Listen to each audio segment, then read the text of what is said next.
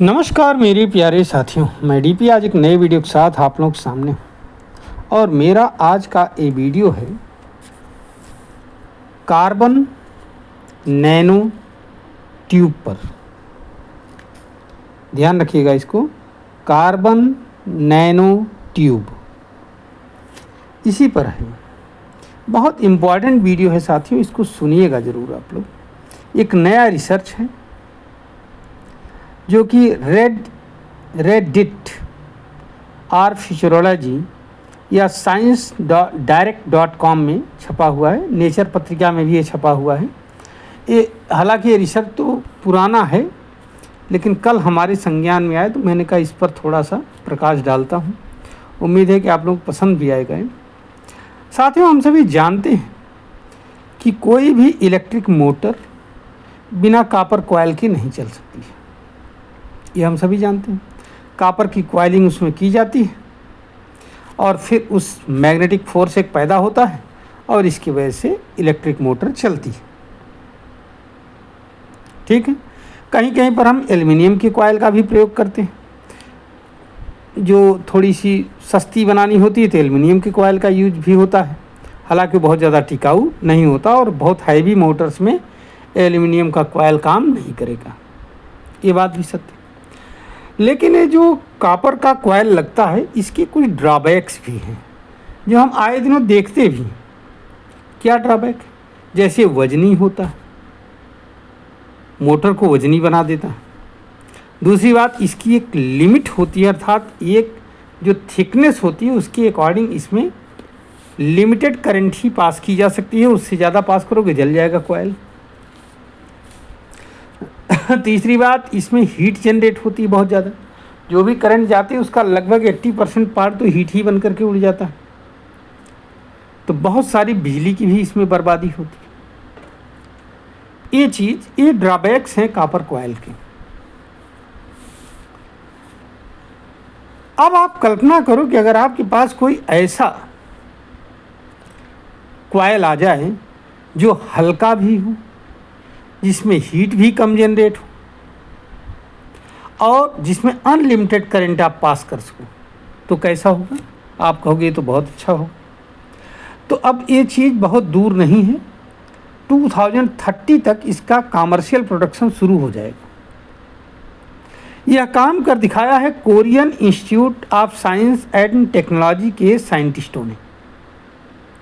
Korean institute of science and technology एक दक्षिण Korea में है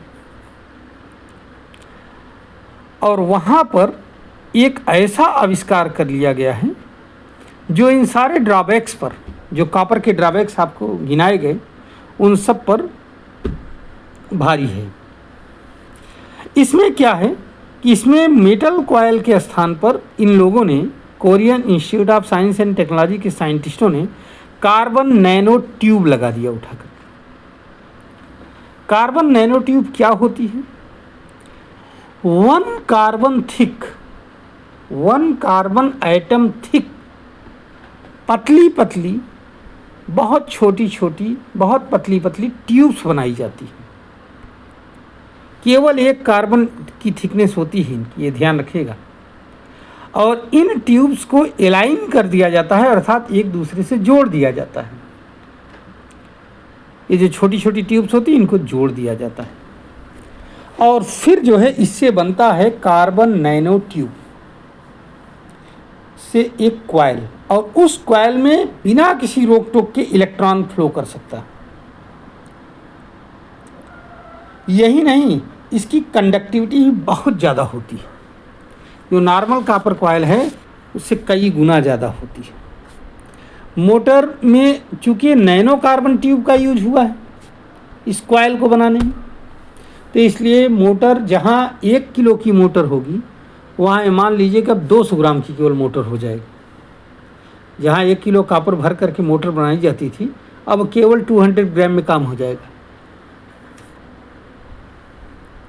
तीसरी बात, इससे करंट जो है खूब पास हो सकता है क्योंकि इसमें रेजिस्टेंस बहुत कम होता है। तो इस तरह से अगर जब इसका अभी तो कमर्शियल प्रोडक्शन शुरू नहीं हुआ है, 2030 तक कहा जा रहा है कि इसका कमर्शियल प्रोडक्शन शुरू हो जाएगा। जब इसका कमर्शियल प्रोडक्शन शुरू हो जाएगा तो ये हाईली फ्लेक्सिबल भी होता है कार्बन नैनो ट्यूब।